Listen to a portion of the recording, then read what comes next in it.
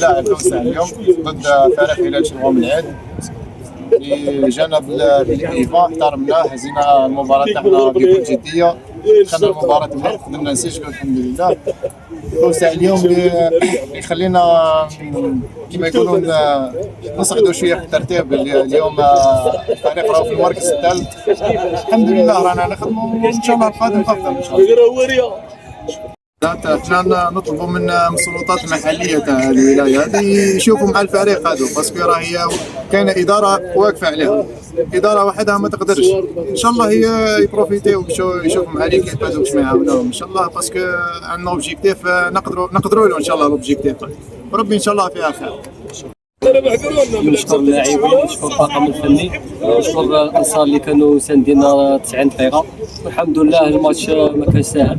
كونسونطرينا وكنا غاديين على الماتش في الشوط الاول وماركينا 2 بيت، والحمد لله قعدنا كونسونطرينا وكاردين لو سكور، وان شاء الله مازال نزيدو نخدموا. هذه السيمانه عندنا لاكو ثاني عندنا اوبجيكتيف ان شاء الله نروحوا بعيد، ومازال نوصلوا في هذه السلسله ايجابيه ان شاء الله. وعندها تاريخ وعندها انصار اللي يقوم به، ان شاء الله نقدموا مع المجموعه اللي في الفريق. اولا على رصيدنا كما قلنا تشكيله يعني متناسبه بين خاصه 10 شباب وبعض لاعبين خبره. اليوم ركزنا على عدم تضييع الفرص خاصه في الشوط الاول وخاصه في الكرات الثابته، والحمد لله سجلنا هدفين. اليوم نظن بان الواقعيه هي اللي كانت غالبه.